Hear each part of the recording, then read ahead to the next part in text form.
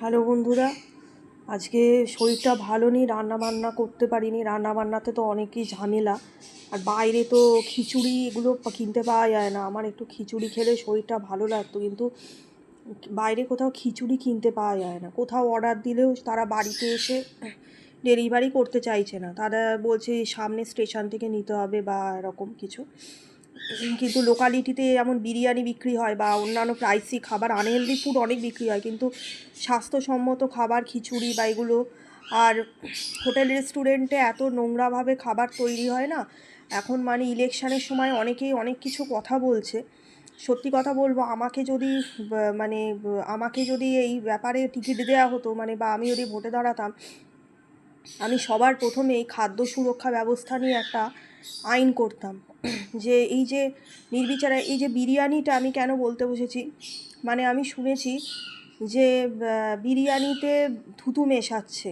হ্যাঁ, থুতু দিয়ে নাকি তারা রান্না করে, এতে নাকি টেস্ট হয়। আমি জানি না কিন্তু এই ব্যাপারটা, কিন্তু এটা আমি শুনেছি। তো খেতে বসেও এটা কেমন লাগছে, যেহেতু এটা শুনে ফেলেছি, কিন্তু উপায়ও নেই। আমাদের দেশে ওষুধগুলোকে ফার্মাসিতে অনেক সুন্দর করে মুখ হাত ঢেকে অনেক সুন্দরভাবে প্রোটেক্টিভ করে সেগুলো তৈরি হয়, কিন্তু prevention is better than cure.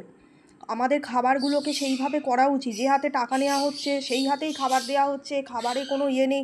রাস্তাঘাটে এমন একটা নিজস্ব নিয়মকানুন আছে, সেখানে যেমন পুলিশ থাকে।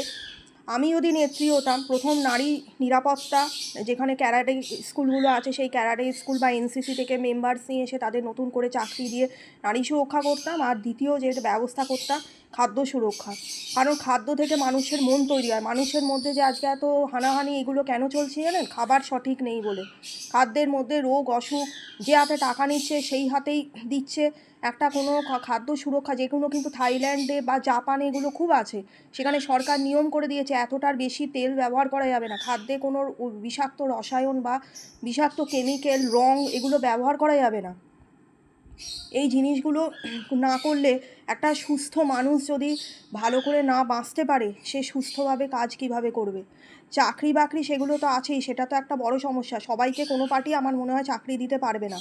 সবাই যদি নিজের কাজটা দেখুন, পয়সাটা কিন্তু দেশ চালায় না, চালায় মানুষের কাজ। পয়সা একটা অ্যাডমিরেশন হতে পারে, আমার মনে হয় পয়সা একটা পুরস্কার হতে পারে।